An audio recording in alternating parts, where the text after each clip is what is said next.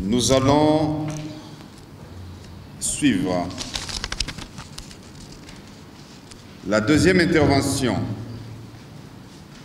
celle de M. Baloufou Bapoupa Kanyinda.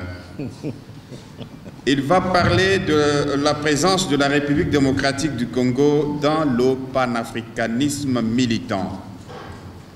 Baloufou Kanyinda est un réalisateur. Il a une si riche biographie que je ne saurais pas décliner ici, mais je retiens juste qu'il est créateur du prix spécial Thomas Sankara du FESPACO. Le Damier, c'est son film, Papa National Oye, 2000 ans de cinéma, c'est celui qui est à ma gauche. Monsieur Baloufou Kanyinda Bapoupa, vous avez la parole. Bonjour. Bien, merci. Merci à Freddy Moulumba Kaboya, ici présent, de m'avoir convié à vous rencontrer aujourd'hui et à participer à cette conversation. Je suis tout autant ému. Mon travail n'est pas dans l'environnement congolais. Toute ma carrière s'est passée en dehors de ces pays. Depuis mes 22 ans, je travaille en dehors de ces pays.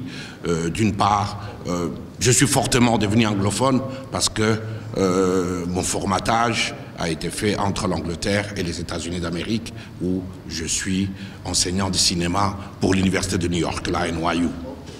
Je suis tout autant ému d'être ici avec un grand philosophe qui a l'un de rares noms qu'on peut rencontrer quand on traverse l'Afrique sur la question panafricaniste, le professeur Kamana, que je salue ici, et aussi vous tous, certains que je connais des visages, de réputation, en fouillant un peu dans la documentation, et je suis tout à fait honoré d'être avec vous dans cette conversation.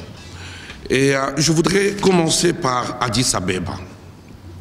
Ces 4 dernières années, pour dire ainsi, depuis 2016, j'ai été beaucoup présent à Addis Abeba pour une action agressive de la Fédération panafricaine des cinéastes, qui était une action qui a abouti en 2018 par l'inscription et la création de la Commission africaine de l'audiovisuel et du cinéma. Et j'ai été chef de délégation ou de groupe pour mener cette action agressive qui avait commencé en 2003 à Maputo avec mes aînés, Semben Ousmane et bien d'autres. Et cette expérience d'Addis Abeba m'a fait personnellement comprendre, et vous comprendrez aussi la suite de ma conversation ici avec vous, le désir de la RDC qui existe en Afrique. Vous savez, le désir, comme le dirait Platon, c'est le manque du bien ou de ce qu'on voudrait avoir. Donc le désir de la RDC, c'est un désir qu'on rencontre beaucoup en Afrique. Pourquoi? Parce que si on compte ces 50 dernières années, notre pays, pour des raisons que nous pouvons développer un tout petit peu ici, sans aller dans les détails, a été fortement absent du panafricanisme militant, hein, en dehors d'ici. Je n'ai pas une grande expérience locale, mais je vous parle en regardant de l'extérieur. Mon expérience à Addis Abeba, où je suis allé défendre ces projets de la Commission panafricaine de l'audiovisuel et du cinéma, donc qui a été établie, a aussi coïncidé avec un dossier congolais, RDC, qui était proposé par le gouvernement de notre pays, à travers qui était défendu par notre ambassadeur en Éthiopie à l'époque, je crois qui est actuellement ministre de l'Environnement. Et c'était la proposition d'instituer une journée panafricaine de musique dédiée à Papa Wemba. Cette action était presque en panne. On a dû faire recours à Bouyamba Lupuichi, je ne sais pas si vous connaissez Bouyamba Lupuichi, qui est le directeur général de l'Observatoire de culture, qui est basé à Maputo, en Mozambique, qui est le numéro un de tous les experts liés à la question culturelle dans notre continent. On a parlé ici de la Renaissance africaine, eh bien vous verrez que derrière, vous trouverez la patte d'Mbouyamba ou de Damien Pono, qui actuellement est ici à Kinshasa. Je crois qu'il travaille, ou il était directeur de cabinet au ministère de Relations internationales ou de la francophonie. Et avec un autre expert congolais sur les questions culturelles, qui est directeur de Tisiba au Gabon, Manda Chebwe, on a dû défendre ces projets qui étaient forcément, dans l'habitude de notre pays, pas bien présentés. Et ces dossiers, je pense que le président Tshisekedi devra l'hériter sur sa table parce qu'il est resté inachevé dans les soubresauts qui ont suivi notre façon de faire la politique dans ces pays depuis 2016.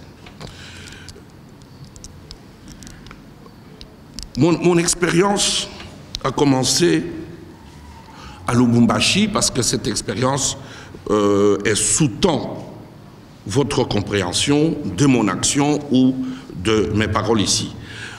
J'ai été en 79 à 22 ans attaché au Centre culturel français de Lubumbashi. J'étais attaché au Centre culturel français de Lubumbashi, d'une part pour faire un travail d'enquête pour le professeur Louis Vincent Thomas, anthropologue de la Sorbonne, sur la mort. Pour ceux qui connaissent Louis Vincent Thomas, c'est l'un des plus grands spécialistes des questions de la mort, qui a écrit sur la mort africaine. Et cette question de la mort, donc j'ai visité tous les Katanga, je peux dire ainsi, j'ai visité tous les Katanga durant 1 an pour faire cette enquête, a coïncidé aussi du fait que mon directeur du centre, Bernard Pignot, paix à son âme, écrivait une biographie de Patrice Lumumba qu'il avait commencé à Kisangani. Il avait choisi un itinéraire pour commencer comme directeur du Centre culturel français à Kisangani, et j'ai rejoint son équipe à Lubumbashi en 79, en novembre. Et nous avons commencé ensemble à revisiter les traces de Patrice Lumumba à Lubumbashi, en commençant par l'aéroport de la Loano, la Villa Broué et les lieux dits village de Chilantembo. Et voilà, donc après, j'ai continué mon travail sur Lumumba. Je suis de base sociologue de l'imaginaire de l'Université de Bruxelles. Donc ça, c'est une de mes bases. Je suis allé aux écoles de cinéma plus tard. Je suis un ancien étudiant de la classe de philosophie de l'ULB et la classe de l'histoire contemporaine.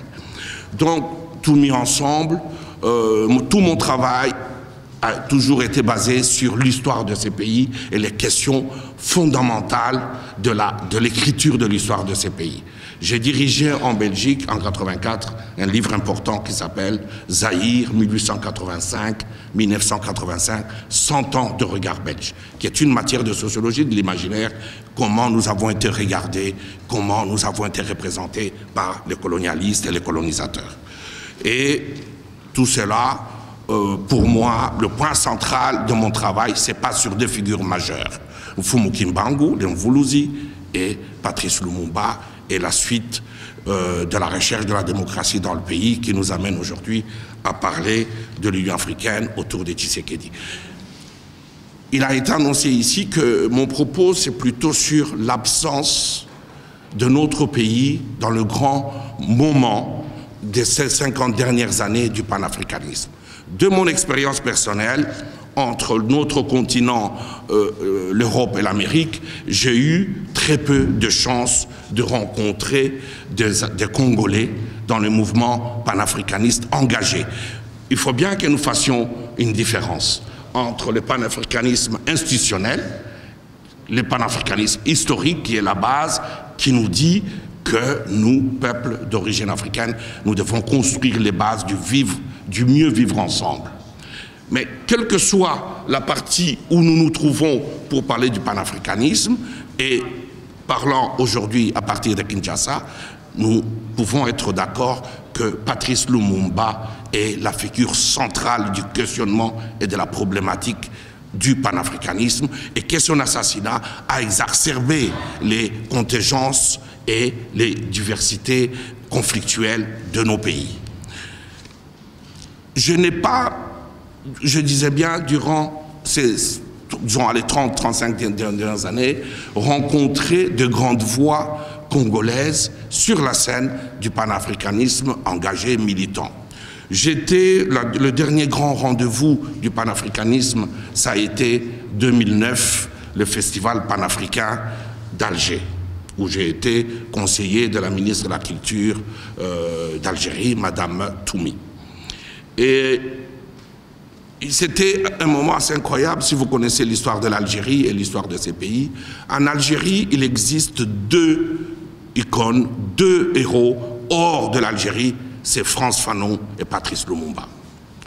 Lors de l'organisation de ces festivals panafricains de culture, qui s'était né 40 ans après celui de 69, mais qui est aussi lié au fait de l'organisation, la tenue de la conférence de l'organisation de l'Union africaine ici à Kinshasa en 67.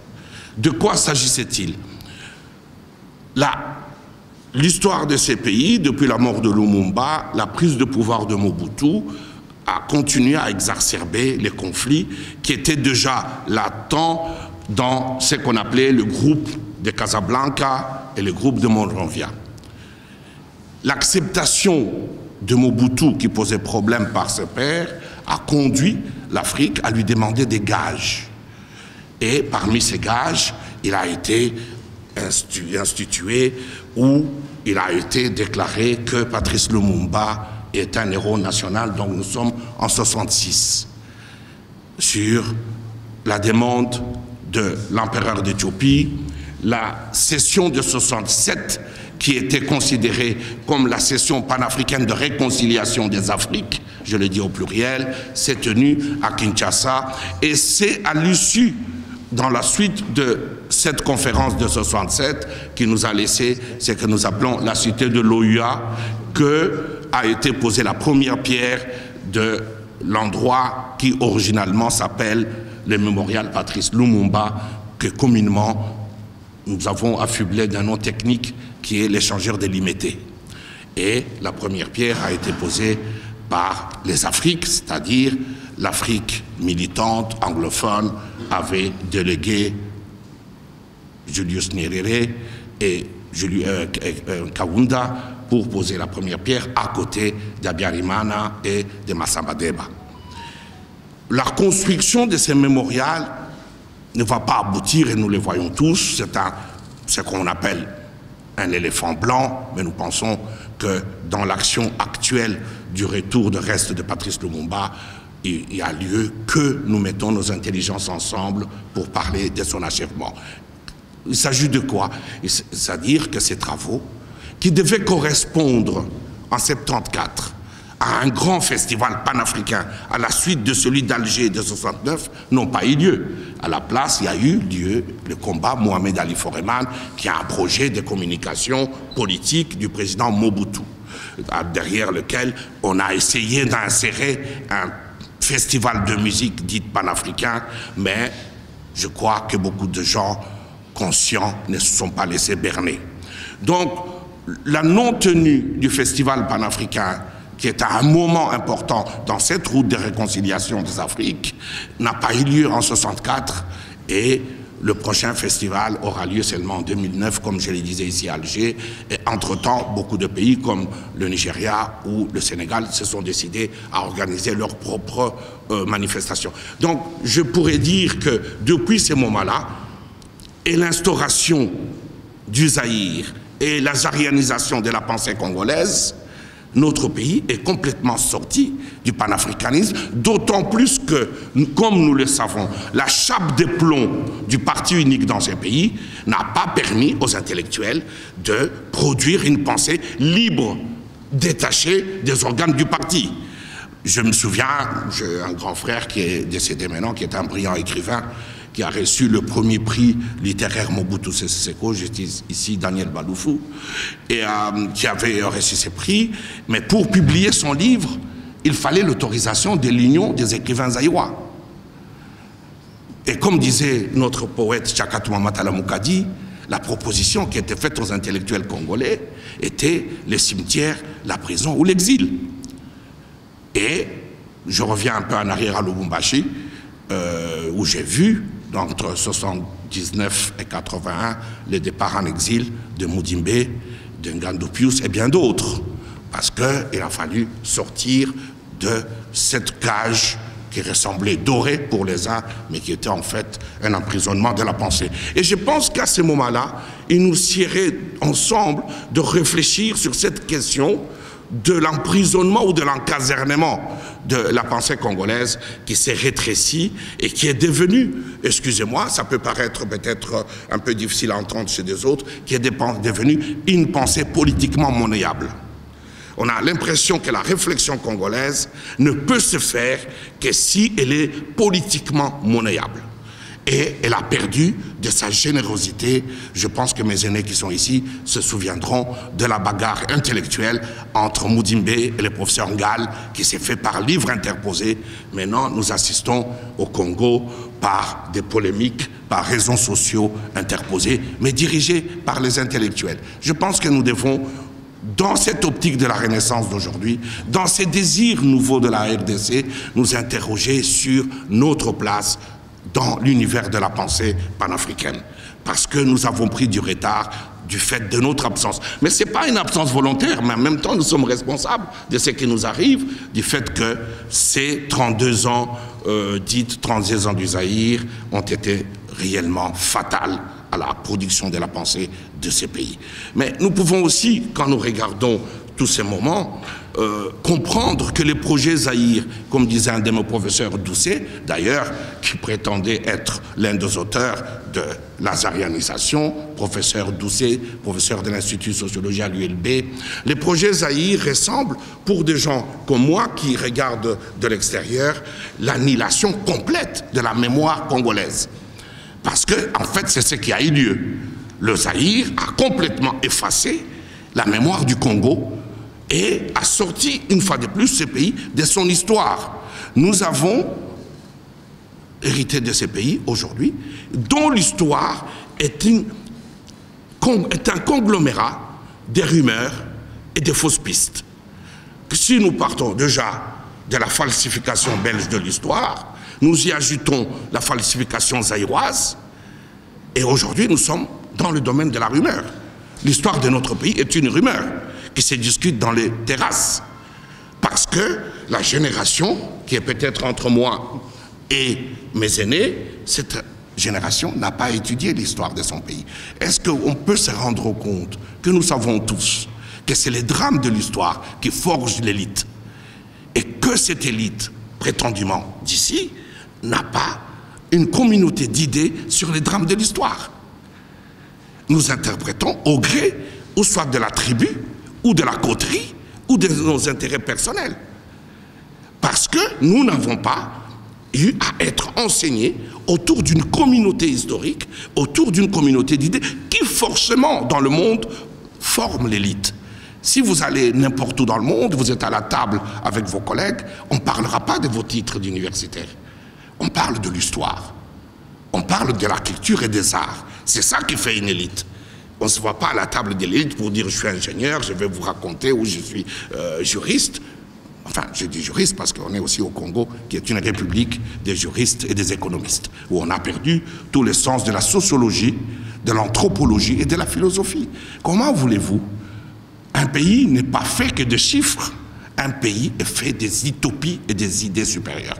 Et c'est là où Lumumba est grand, dans cette démarche vers l'utopie supérieure, de construire son pays avec des idées, construire son pays avec du rêve.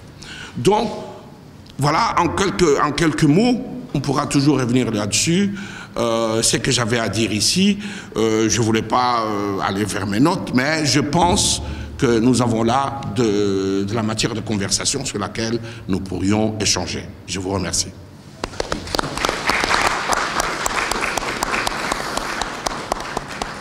De la Renaissance africaine à travers la vision du président Félix Antoine Tshisekedi Tshilombo, Ce sous-thème, cela sera développé par le professeur Kamana, professeur des universités, directeur du programme Université alternative pour l'éducation des jeunes à la transformation sociale à l'Institut interculturel dans les Grands Lacs. Il est auteur d'une abondante œuvre philosophique en théologie et en psychologie socio-anthropologie politique. Professeur Kamana vit à Goma. Il a fait ses déplacements pour la circonstance. Professeur, vous avez la parole.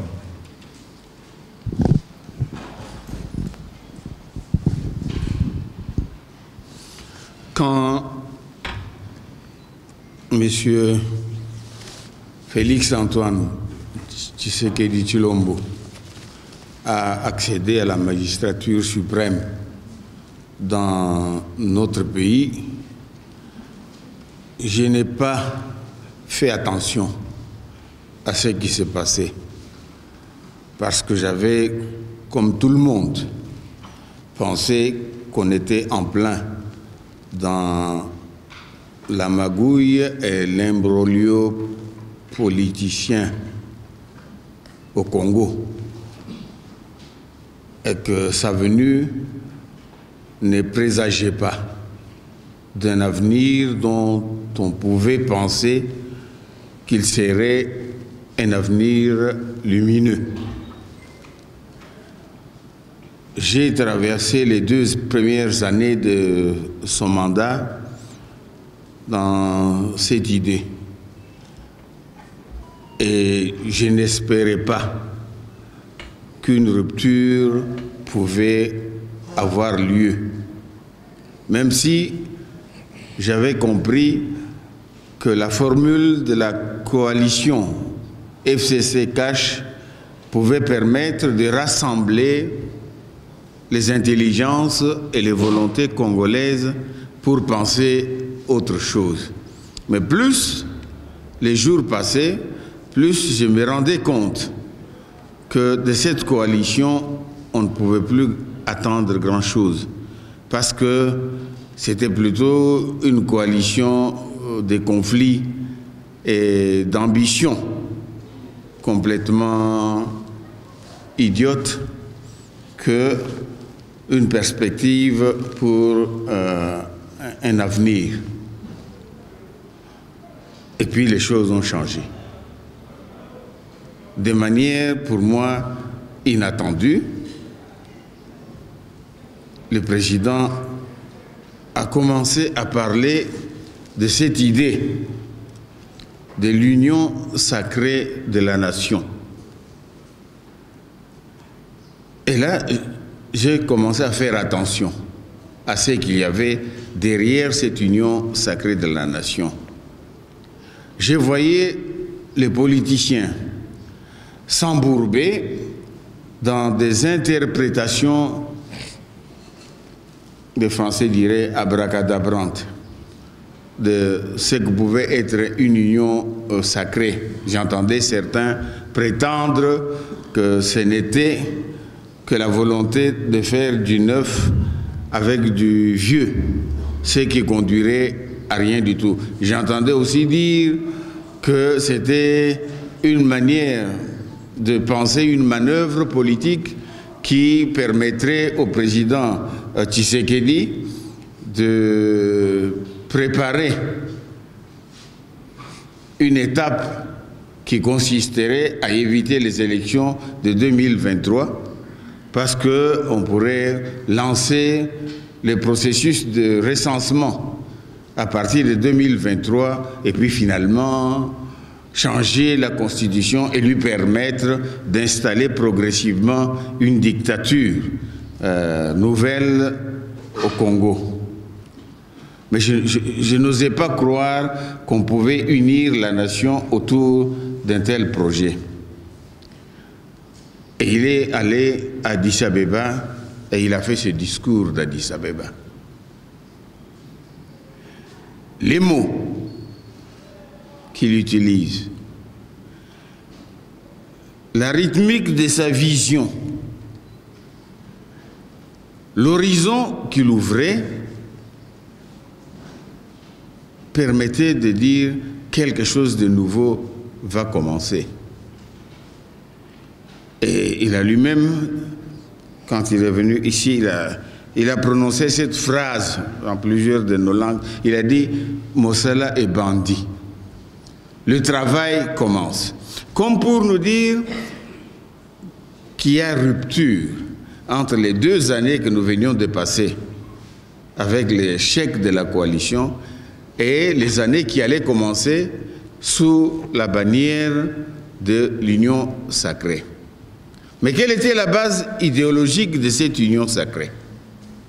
Quelle était la force de pensée, la dynamique de vision qu'on pouvait mettre derrière cette idée d'unir les Congolais dans un projet commun pour la construction de l'avenir? C'est là que son discours est entré dans un schéma qui me semble essentiel. Il a utilisé le mot de panafricanisme, il a utilisé le mot de renaissance africaine, mais au sens où ceux parmi la communauté scientifique et la communauté intellectuelle qui réfléchissent sur l'Afrique aujourd'hui avaient déjà proposé comme le schéma où les hommes politiques de notre continent devraient entrer, c'est-à-dire un changement de paradigme dans la vision de notre destinée aujourd'hui. Je me suis dit, comprend-il ce qu'il vient de dire?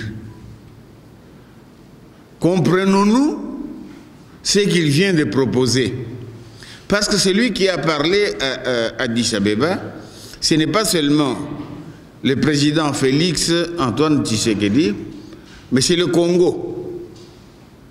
Est-ce que le Congo participe à ce qui est dit dans ses discours? Est-ce que le président veut nous rassembler autour de ce projet où il s'agit de quelque chose d'autre? Si la question est celle-là, la réponse doit être la mobilisation des idées, la mobilisation des intelligences, la mobilisation des volontés, la mobilisation de nos utopies pour le Congo que nous voulons, pour l'Afrique que nous voulons. Là, le président et le peuple, nous nous rencontrons.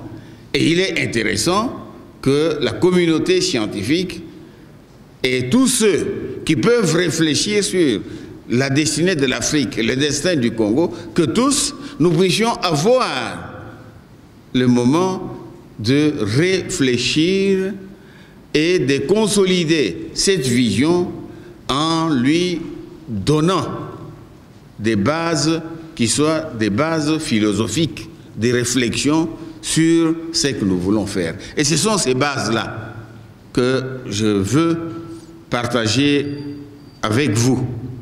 Non pas pour dire que je vais faire le porte-parole du président Tshisekedi, porte-parole que je ne suis pas, ou que je vais entrer dans la dynamique UDPS, comme je vois maintenant sur les réseaux sociaux. Cette dynamique s'appelle les parlements debout, que je regarde effaré d'entendre ce que j'entends après avoir entendu ce que le président avait dit. J'ai dit, ces jeunes gens, et je suis content que nous parlions avec les jeunes dans cette conversation, que ces jeunes gens que je vois sur les réseaux sociaux, complètement galvanisés par le fait qu'ils sont au pouvoir, ces jeunes gens ne comprennent pas ce que le président veut. Et je regarde aussi les forces politiques du pays. Et je crains que les forces politiques congolaises ne comprennent pas ce que le président a proposé, parce qu'il travaille avec le schéma de la coalition qui nous a conduits à ce que nous avons connu. Il travaille à partir des ambitions politiques. Il travaille à partir des intérêts politiciens. Il travaille à partir des incompétences qui nous ont amenés à l'effondrement de notre pays et qui risquent de ne pas ouvrir l'horizon que le président veut ouvrir. Alors, les forces intellectuelles, la communauté scientifique, nous avons le devoir maintenant d'expliquer, le devoir de mobiliser et le devoir de conduire à comprendre ce que la rupture de ces projets nouveaux du panafricanisme, de la renaissance africaine que propose le président, c'est que cela doit apporter au pays et doit faire du pays. Le professeur Tchounza, ici présent, et moi-même, nous avions écrit, il y a 2 ans déjà, un petit livre intitulé « Le nouvel homme congolais ». Parce que dans notre analyse, nous avions compris qu'avec tout le régime du président Kabila, on devait arriver à la conclusion que notre problème profond, c'était le nouvel homme congolais. Parce que l'ancien homme congolais avait amené le Congo à la catastrophe. Le changement d'anthropologie, il fallait l'opérer d'une manière ou d'une autre maintenant. Et c'est ce que le président Kabila nous avait laissé tous les Congolais en héritage. Lorsqu'il a dit cette phrase qui aurait dû nous étonner tous et nous paralyser, il a dit qu'il cherchait 15 personnes, 15 dans ce pays, pour pouvoir l'aider à gouverner le Congo. Il ne les a pas trouvés. Sur 80 millions d'habitants, n'a pas trouvé 15 personnes pour aider le président à gouverner ce pays. Cela disait l'homme congolais, c'est le vrai problème de l'homme congolais. Et il fallait faire cette rupture. Je crois que c'est la première signification du projet du président Félix Tshisekedi. La rupture avec l'ancien homme congolais. La rupture.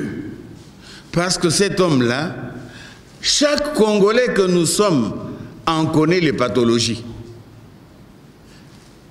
L'ancienne société congolaise, chaque Congolais peut scander tout ce dont nous avons souffert et qui a amené l'image que nous avons de nous-mêmes et l'image que le monde a de notre pays.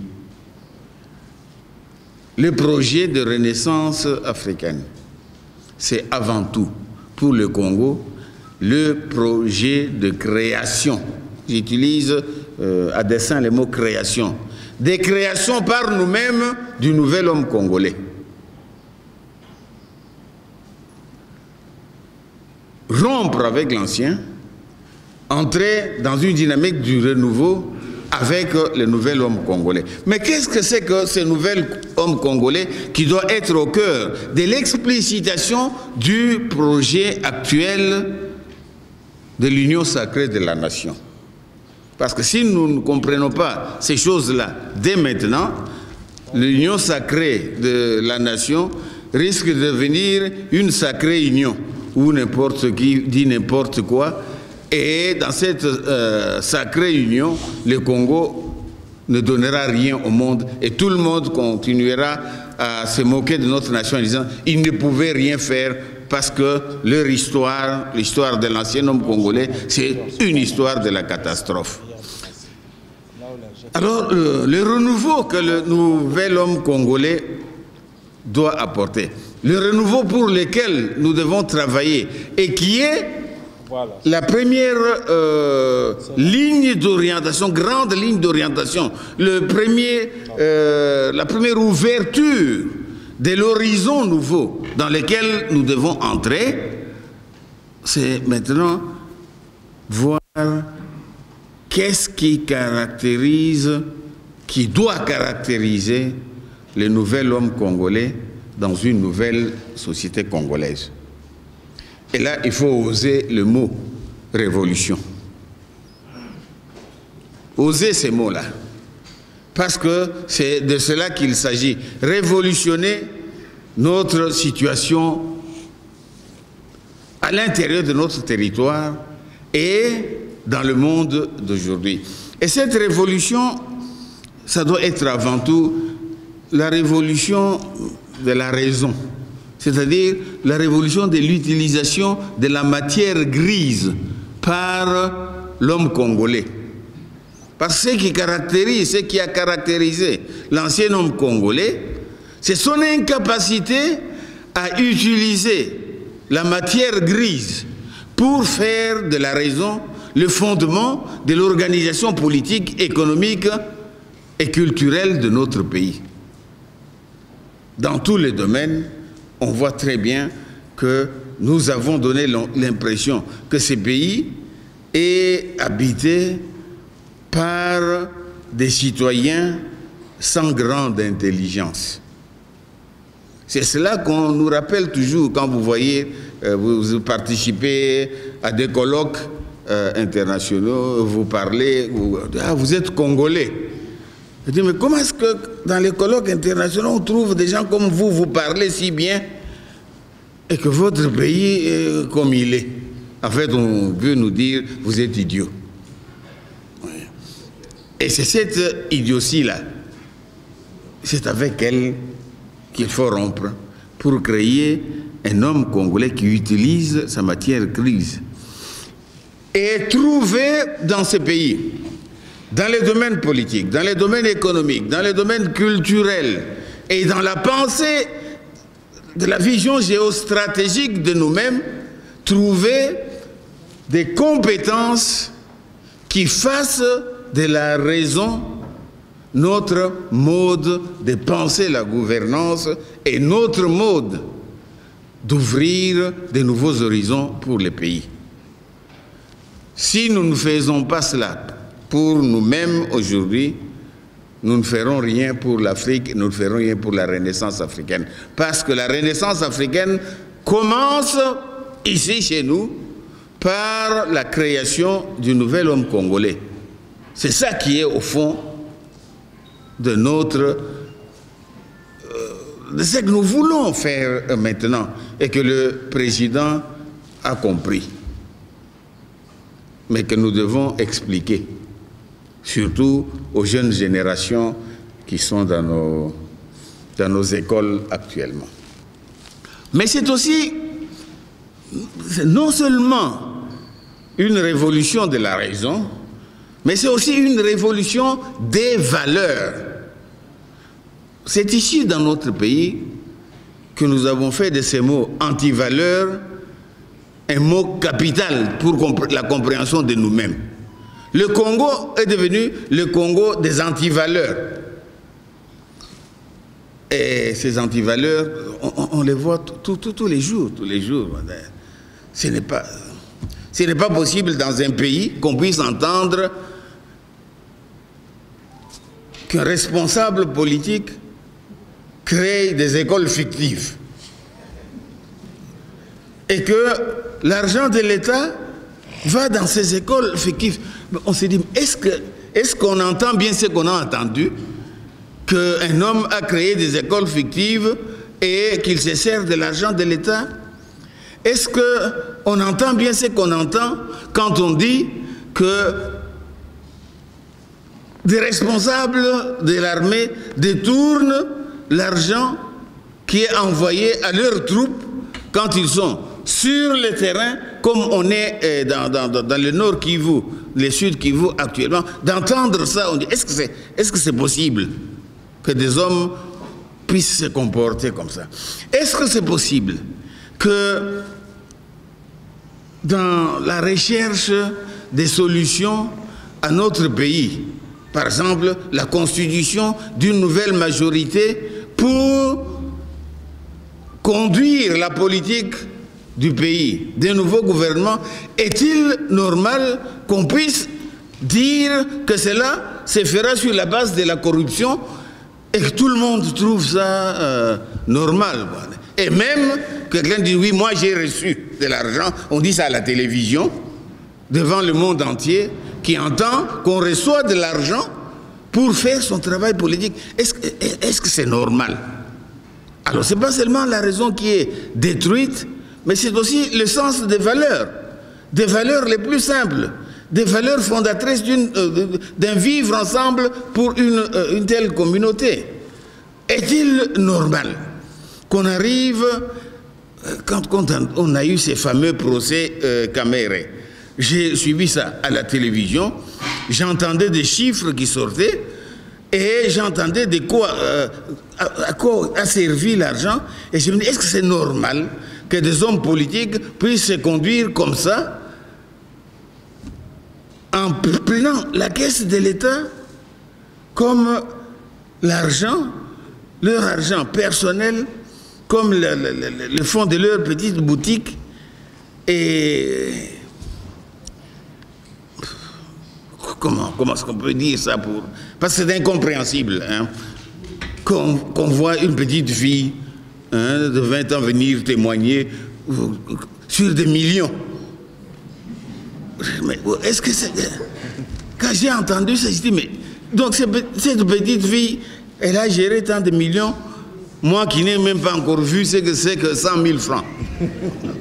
Je ne comprenais pas où nous étions, dans quel pays nous étions. Donc, on a détruit les bases des valeurs dans notre pays. Et notre devoir aujourd'hui, c'est de construire un Congo des valeurs. Et de faire des valeurs les fondements de notre être ensemble. Le projet du nouvel homme congolais, là, c'est le projet qu'il y a dans le Congo nouveau que nous devons assumer. Mais il y a encore une dimension de cette révolution. C'est la révolution des rêves et des utopies.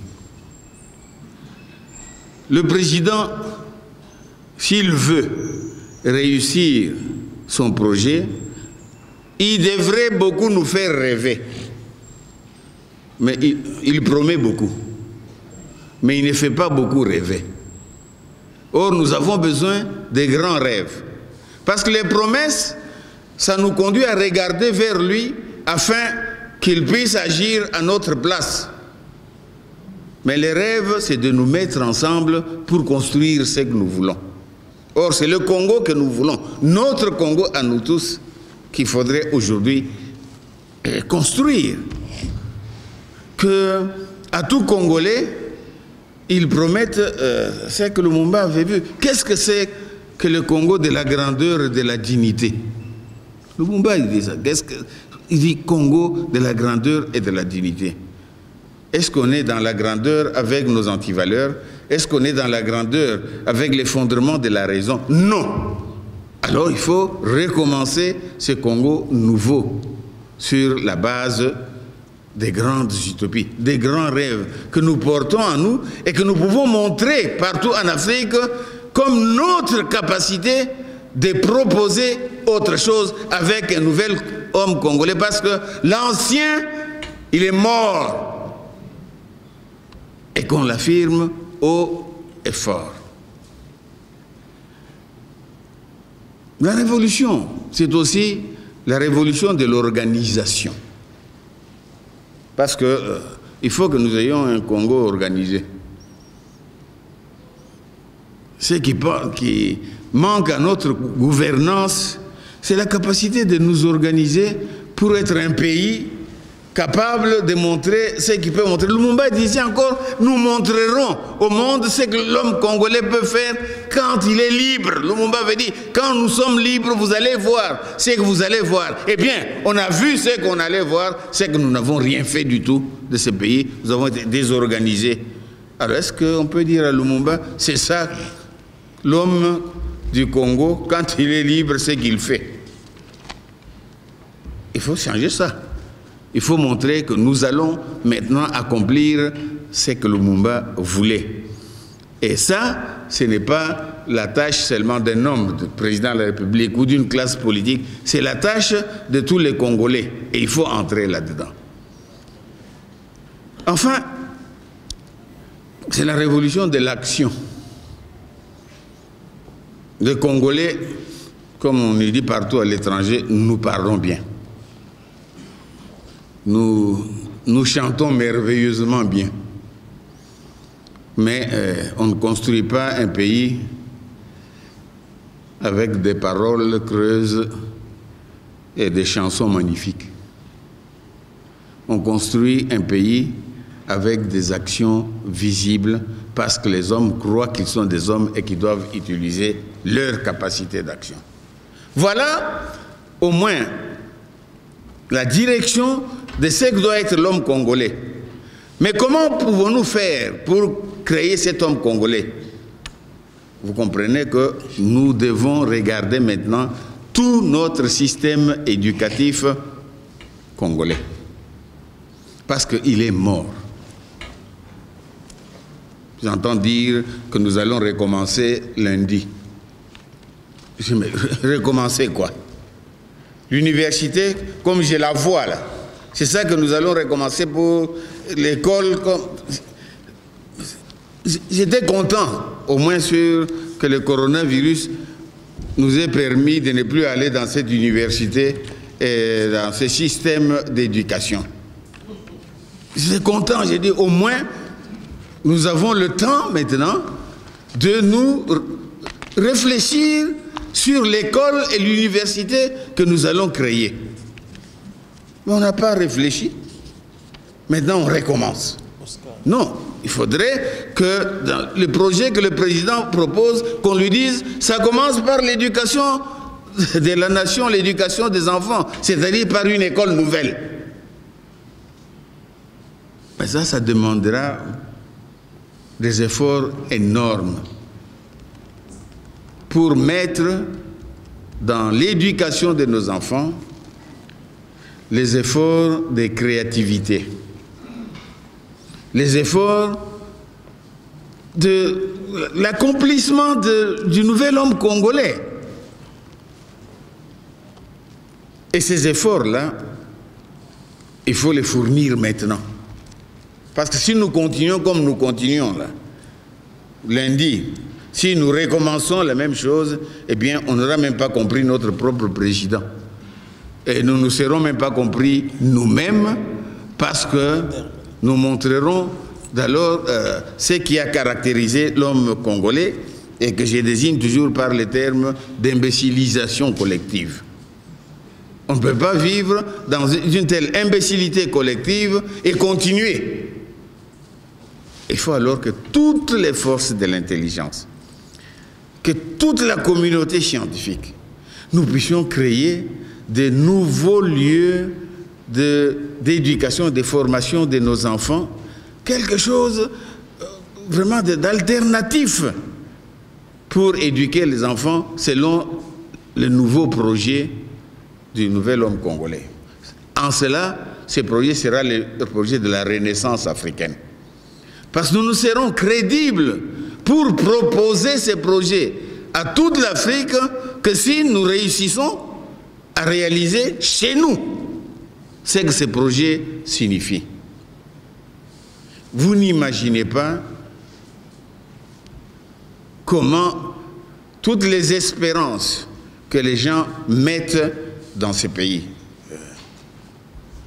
J'ai vécu un temps au Cameroun avec leur plus grand philosophe qui est décédé maintenant, le professeur Eboussi Boulaga. Combien de fois il m'a répété cette phrase: si le Congo s'éveille, toute l'Afrique ressuscitera. Parce qu'il savait. Mais ce qu'il disait là, Frantz Fanon l'avait déjà dit. Cheikh Anta Diop l'avait déjà dit.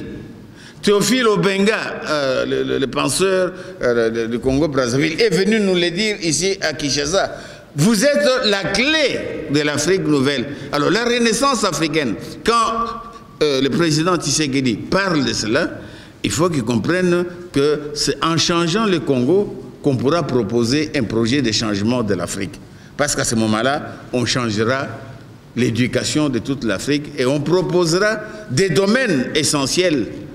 Et parlant des domaines essentiels, je voudrais seulement prendre avant tout les domaines de l'écologie. Nous en sommes les cœurs. Il faut donc que nous puissions proposer à toute l'Afrique une politique écologique qui permettrait d'utiliser à bon escient les richesses écologiques que nous avons. Et quand je parle de richesses écologiques, je parle de la forêt, pour ne pas parler du sous-sol, parce que tout le monde regarde ça. Mais cette écologie, ces écosystèmes extraordinaires que nous avons, qu'en faisons-nous? Il faut en faire quelque chose pour proposer à l'Afrique le projet de renaissance. L'eau, on sait ce que ça représente ici au Congo et ce que ça pourrait représenter pour toute l'Afrique. Quelle politique de l'eau avons-nous pour toute l'Afrique? Il faudrait que nous nous concentrions sur la question écologique pour que les forces de l'intelligence du Congo puissent montrer pourquoi l'Afrique ne sera l'Afrique que s'il y a une politique écologique conséquente. Mais il y a un deuxième domaine que nous pouvons proposer à l'Afrique, c'est la grandeur et la dignité de la femme. C'est qu'aujourd'hui on traduit par le terme de genre, la politique du genre. C'est une politique qui commence par la capacité de donner à l'Afrique des femmes africaines créatives, dignes et qui pensent en termes de grandeur. J'ai toujours eu l'hypothèse, en partant de cet adage, on dit derrière tout grand homme, il y a une grande femme. Chaque fois, j'ai souri toujours. Je me dis, mais si nous, Congolais, nous les hommes congolais, si nous sommes si petits, si imbéciles, si idiots, si crétins, c'est que derrière, là, il n'y a pas de grandes femmes. Ou à côté des frères. Ou à côté, là. Mais vous dites à côté, ça veut dire qu'il y a quelqu'un. C'est là, c'est derrière. Alors quand nous nous tournons, il n'y a rien. Alors comment voulez-vous qu'on pense l'éducation si on a des hommes que nous sommes et des femmes qui n'existent pas? Il faut faire exister la femme congolaise dans sa grandeur pour proposer à l'Afrique la renaissance par le dynamisme des femmes.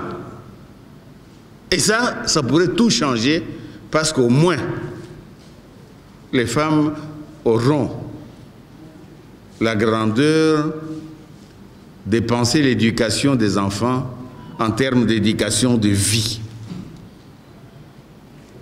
J'imagine que si les femmes avaient la responsabilité de l'éducation de nos enfants aujourd'hui, on n'aurait pas l'école que nous avons. Alors il faut qu'elles prennent cette responsabilité. Enfin,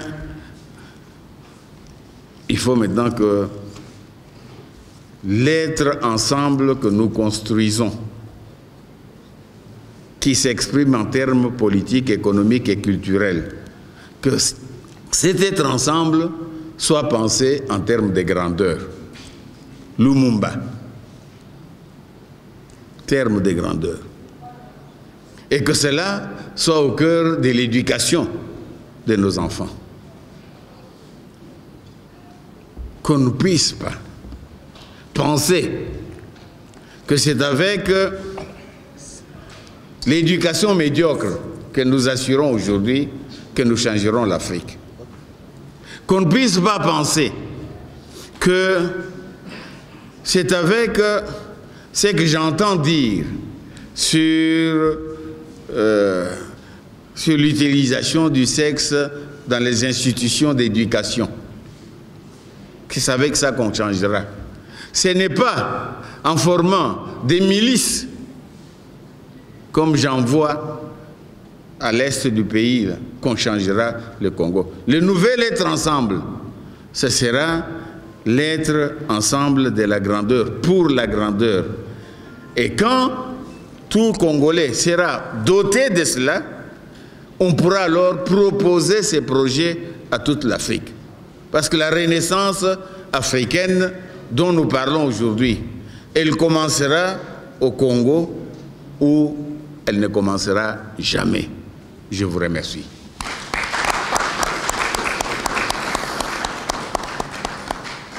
On va encore retourner le micro à M.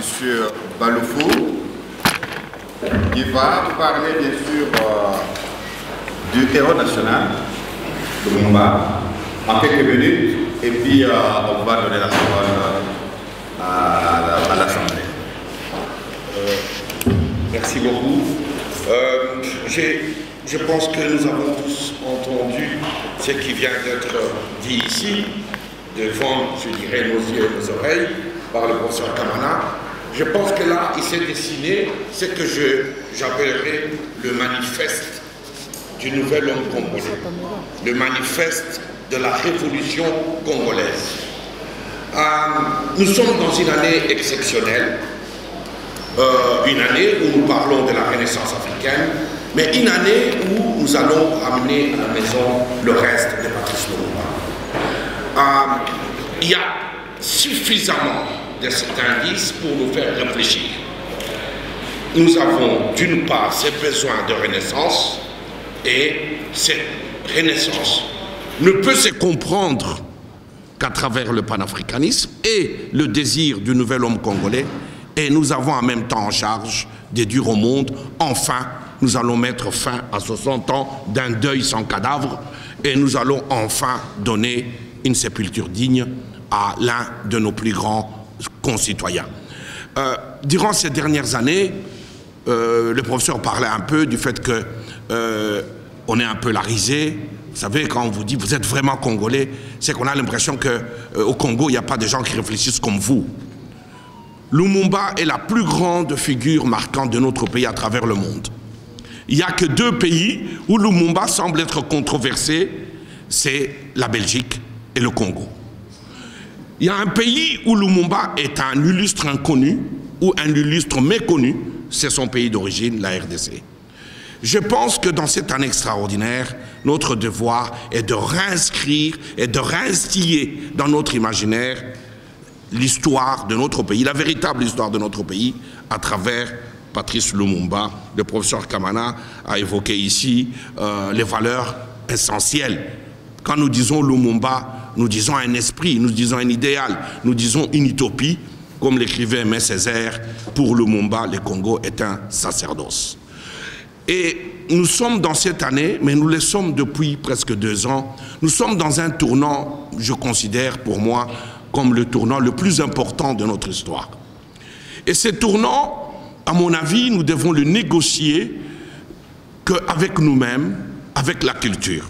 C'est-à-dire quoi, négocier ce tournant historique avec la culture? C'est d'abord, et ça a été dit ici, faire que dans notre raisonnement, tout raisonnement, que l'homme congolais soit au centre de notre intérêt, que l'homme congolais soit au centre de tout projet et que nous puissions sortir dans ces tournants de la verticalité coloniale.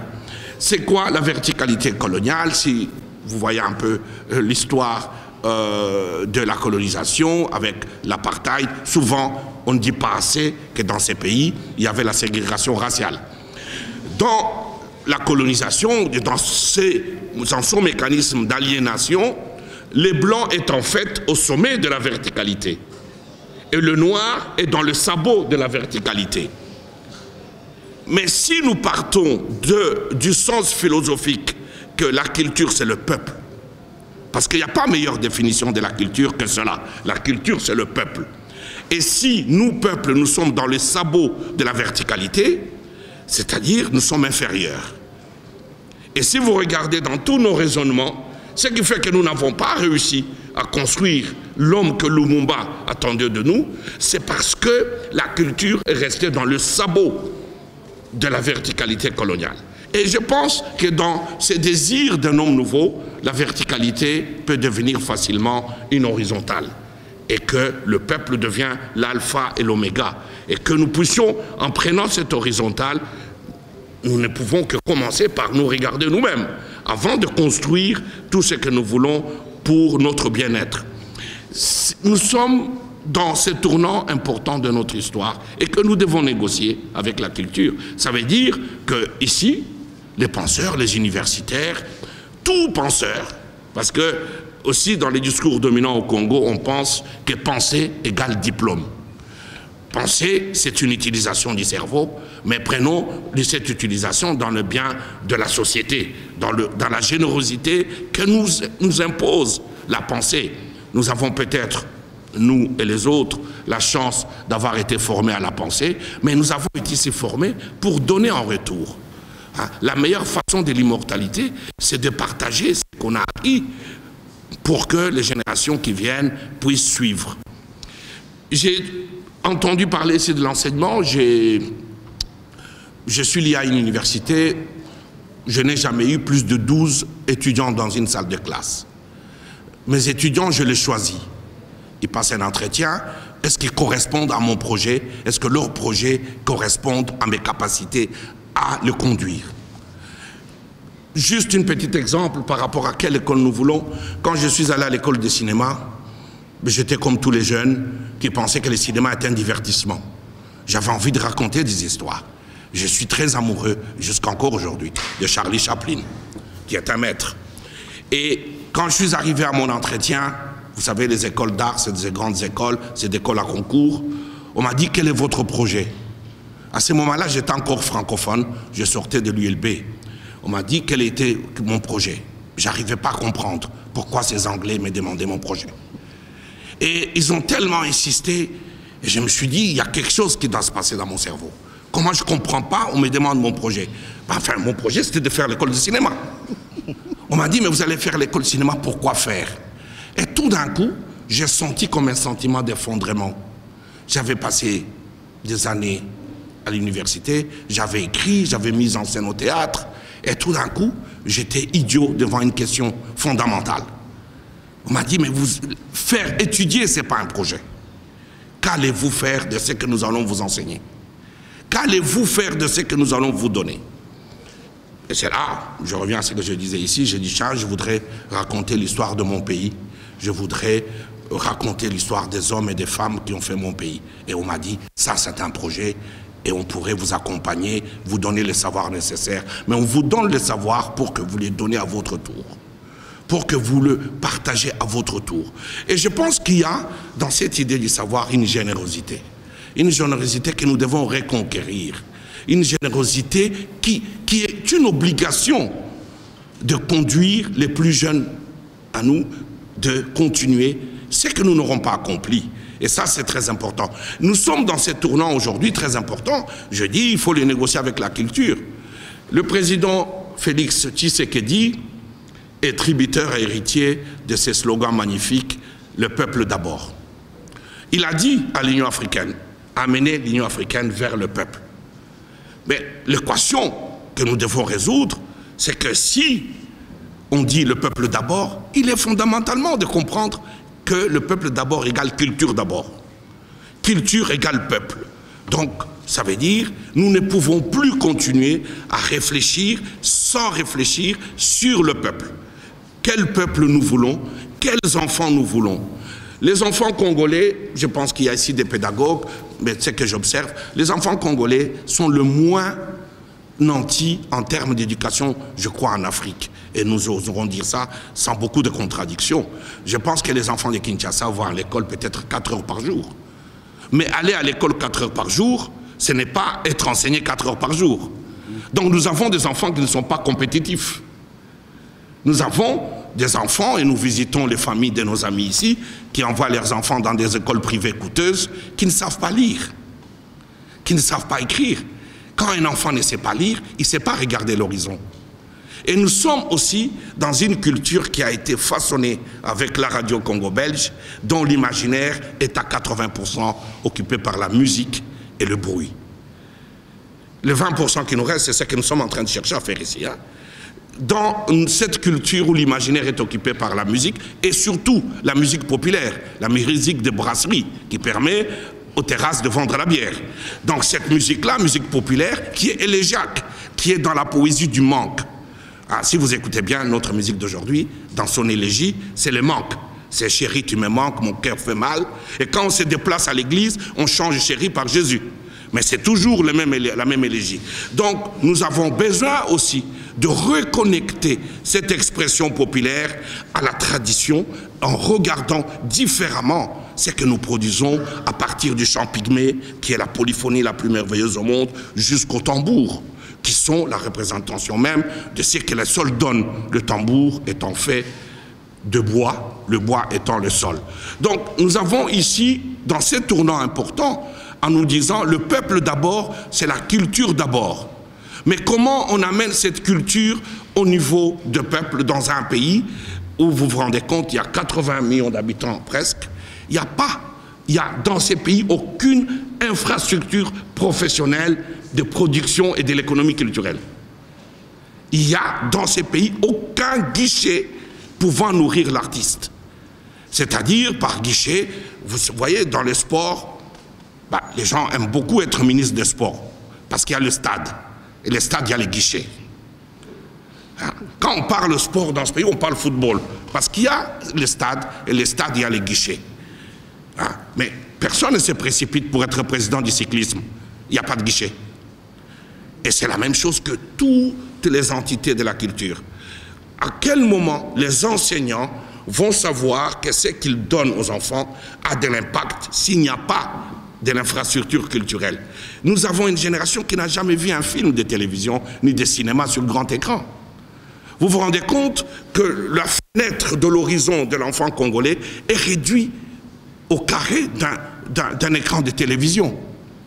Là où ailleurs, les enfants ont un écran qui fait 16 mètres de base, où l'horizon du rêve et de l'utopie est plus élargi. Le rôle du cinéma, vous savez, le cinéma, ce n'est pas un divertissement. Le cinéma, c'est un art politique. C'est un art de représentation de l'autre. Ce que fait Hollywood, enfin j'y ai travaillé, ce que fait Hollywood, c'est la production de l'imaginaire américain. L'Amérique n'a jamais gagné une guerre, mais l'Amérique a gagné toutes les guerres au cinéma. Si dans cette salle aujourd'hui, un extraterrestre venait ici et nous dit « j'ai 5 secondes pour rentrer chez moi » et chez moi on m'a exigé de ne revenir qu'avec une image, une seule image qui représenterait le Congo, je pense que nous sortirons de cette salle sans trouver cette image. Parce que d'une part, nous n'avons pas cette communauté de représentation de nous-mêmes. Quelle est l'image qui nous représente? Nous n'avons pas fabriqué cette image.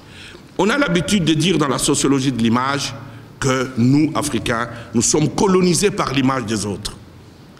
Allez aujourd'hui répondre à une invitation dans un mariage de nos jeunes enfants congolais. Ils se marient comme des Nigérians. Parce que dans l'imaginaire d'aujourd'hui, c'est l'image du Nigeria qui domine. Nous sommes dominés, nous partons de l'image de l'autre, qui est déjà dans les télévisions avec les telenovelas. Qu'est-ce que vous voulez offrir à une jeune fille congolaise qui regarde la télévision d'ailleurs, qui voit Mario ouvrir la porte à Marie et qui sait qu'elle n'aura jamais un homme congolais pour lui ouvrir la porte? On crée une génération de traumatisés parce que les outils de représentation culturelle sont absents. On a pensé, et le professeur Kamana le disait en disant on regarde le sous-sol, on a pensé dans ce pays depuis 60 ans qu'un pays est fait de chiffres. Tout le pays que nous connaissons est ici un pays qui, beaucoup de gens voyagent à Dubaï. Dubaï, c'est une utopie, où Dubaï a été créé dans le désert. Dubaï n'a ni or ni diamant, Dubaï n'a pas de gaz, Dubaï n'a pas de pétrole. J'ai l'habitude d'y aller parce qu'ils ont un très grand festival de films, mais Dubaï est construit sur une utopie supérieure. Quelle serait ainsi notre utopie supérieure? Je pense que nous nous proposons aujourd'hui ensemble, dans ces tournants, dans ce que je viens d'appeler ici, en reprenant le professeur Kamana, devant le désir de nous-mêmes de manifeste de cette révolution où l'homme congolais, la femme congolaise doit être au centre. Je terminerai juste pour rappeler quelque chose de Patrice Lumumba. Pour ceux qui sont nés avant les indépendances, moi j'ai vérifié un peu mon acte de naissance, c'est écrit indigène du Congo. Quand je suis né indigène du Congo. Nous n'étions pas congolais. Parce que déjà en Belgique, la discussion était, s'il y a une nationalité congolaise, c'est que le Congo est une nation. Hein? Parfois, il faudra aussi qu'on explique aux gens pourquoi nous sommes toujours dans cette exclusivité de la nationalité. Ce n'est pas une fantaisie, c'est une histoire, mais il faut l'expliquer cette histoire.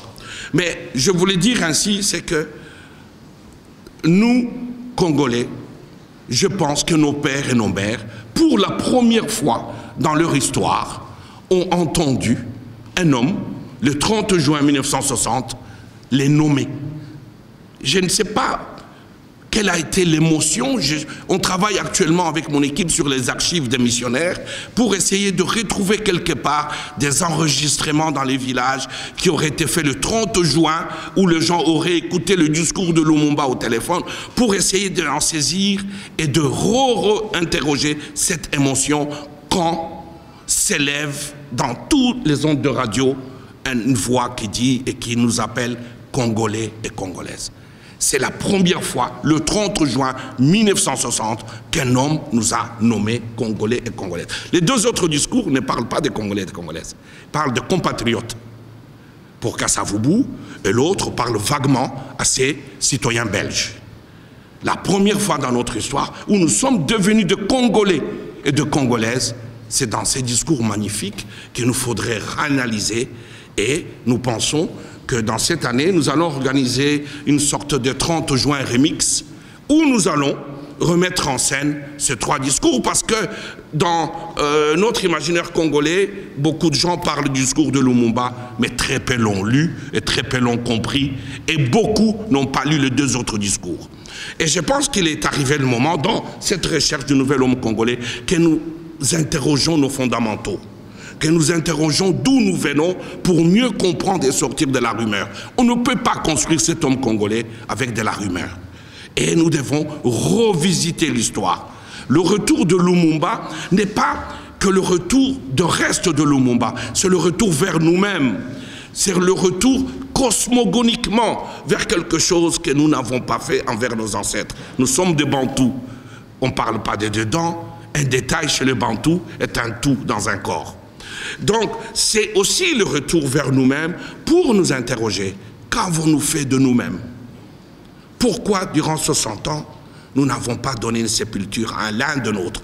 Est-ce que peut-être, dans cette idiotie de nos politiciens, il n'y a pas un peu l'idée cosmogonique, ancestrale de la malédiction?